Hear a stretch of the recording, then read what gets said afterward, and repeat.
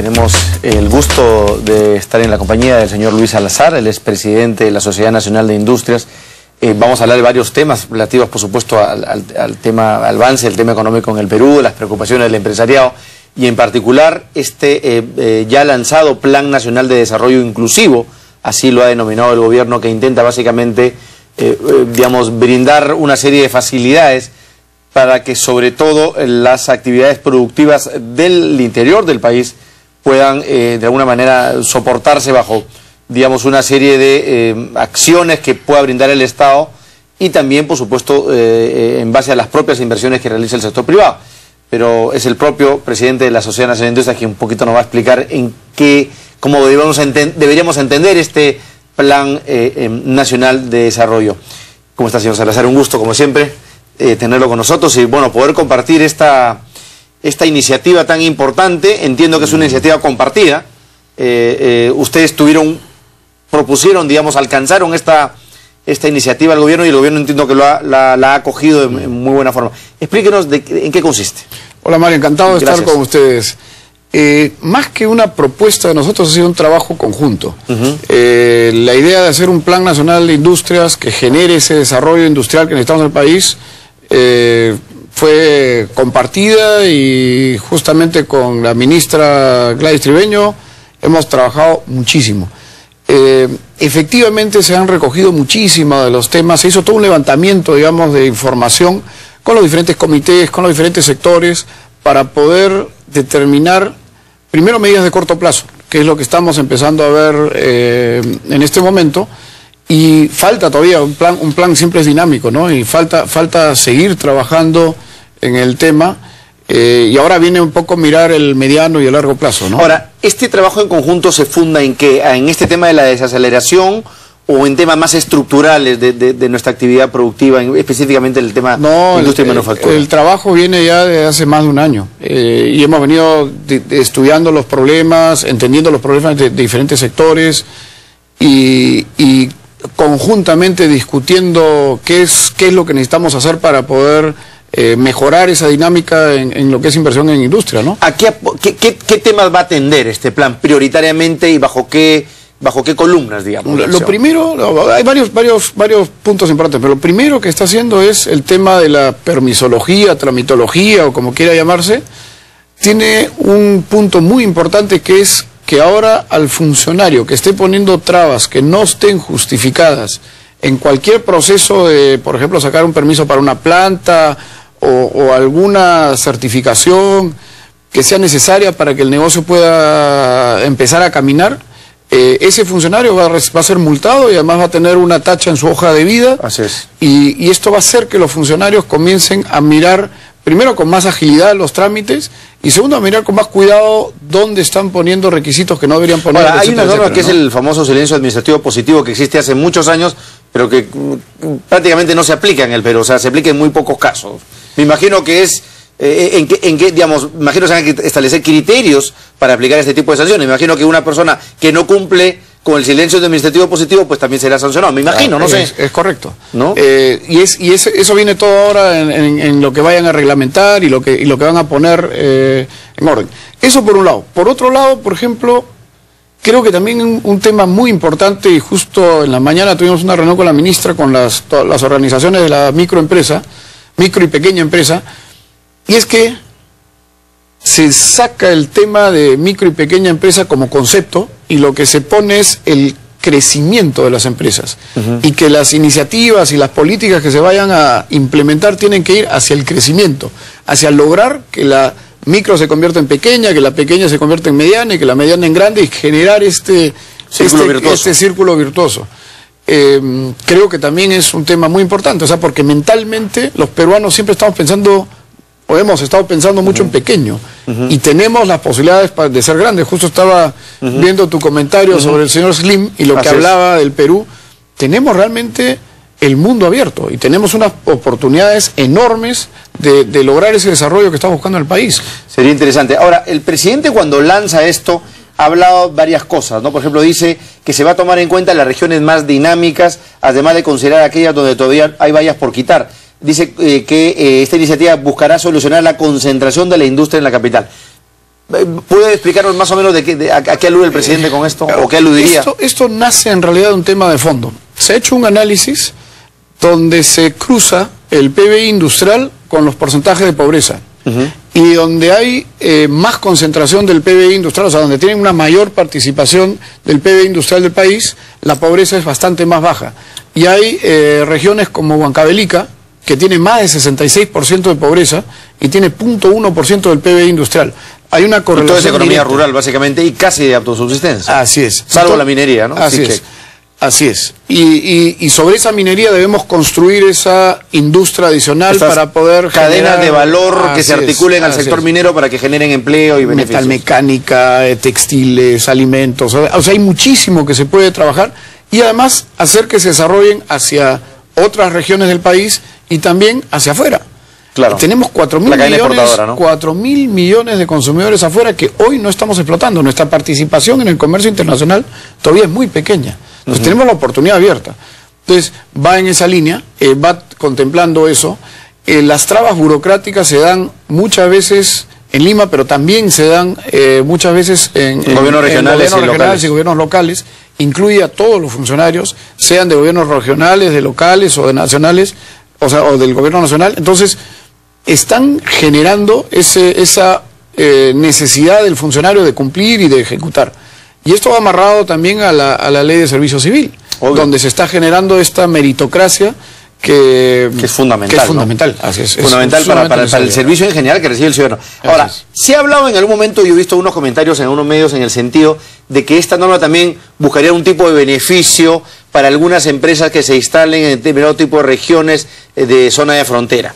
Y se lo comento porque ya en el Perú, y usted es testigo, hemos vivido esquemas similares en los que se desgrava determinado tipo de actividades tipo IGB o determinado tipo de impuestos, pero al final se generan grandes polos de, digamos, de exoneraciones tributarias que la idea era darlas justamente para generar inversión, industrialización, infraestructura, pero al final se ha seguido igual y el Estado no recibió lo que ha tenido que recibir. ¿Es verdad eso de que se está pidiendo algún tipo de grabación? No. Lo que se ha discutido, y hay un tema, por ejemplo, bien importante. El tema del IGB es un tema bien crítico porque distorsiona el mercado y genera todos estos vicios. Es un tema que en su momento habrá que revisar. Pero en ningún momento se está pidiendo una desgravación o de ese tipo.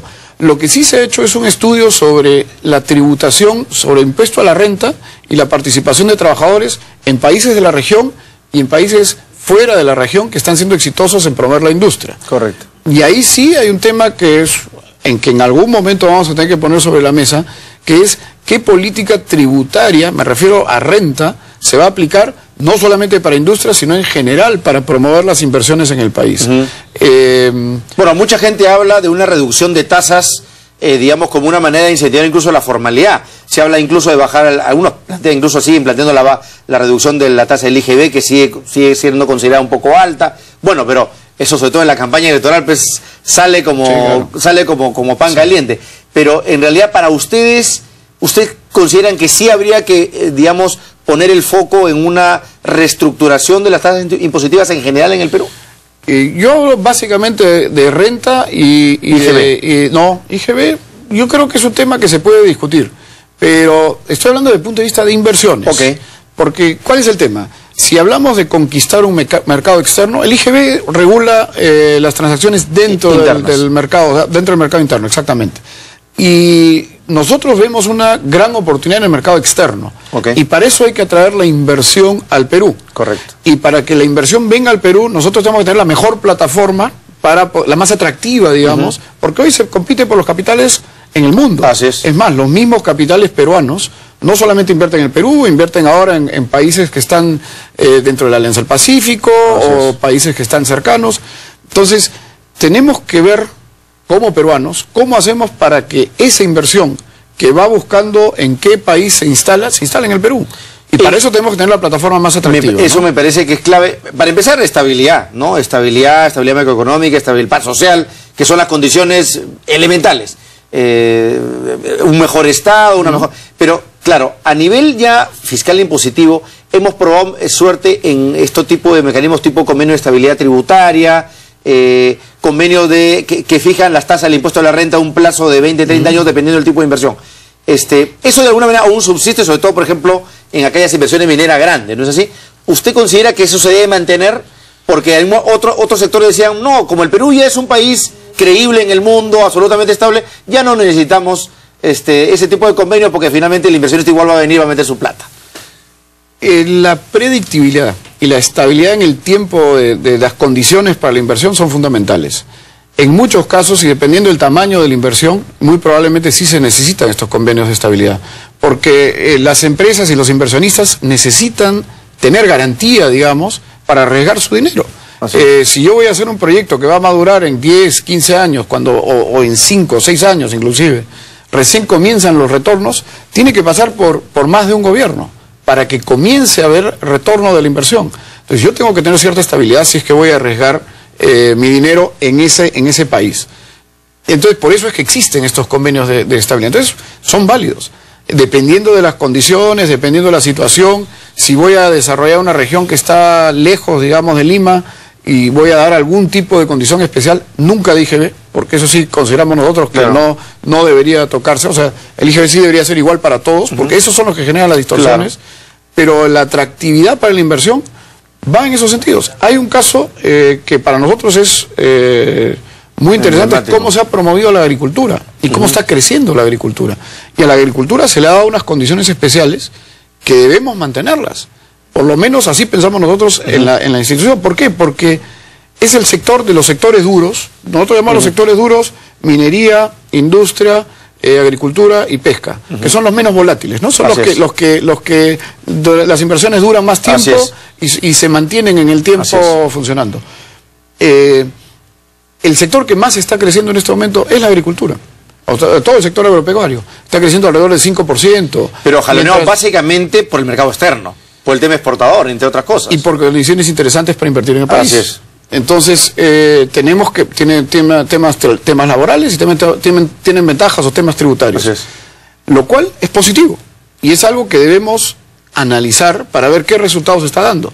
No estamos hablando nuevamente de exoneraciones de IGB ni nada de eso, sino más bien políticas de atractividad de estabilidad y de poder la inversión. Y de poder proyectar. Ahora, eso ciertamente a veces se topa con congresos como el de hoy, como el actual, que pueden sacar cualquier ley de cualquier tipo, y ahí sí no hay convenio que no libre, porque el Congreso es soberano para modificar leyes, cualquier tipo de cosas. Pero ¿no? La Constitución protege. Así es. La Constitución que tenemos hoy está diseñada para proteger al inversionista. No recuerdo el tema, acaba de pasar con la ley chatarra, ¿no? O sea, acabamos de vivir una situación bien poco agradable con ese tema, ¿no? Ahí hay un tema que todavía está en proceso y que esperemos que termine en buen puerto, ¿no? Bueno, ¿qué espera usted de este 28 de julio en cuanto al anuncio, el discurso del presidente de la República?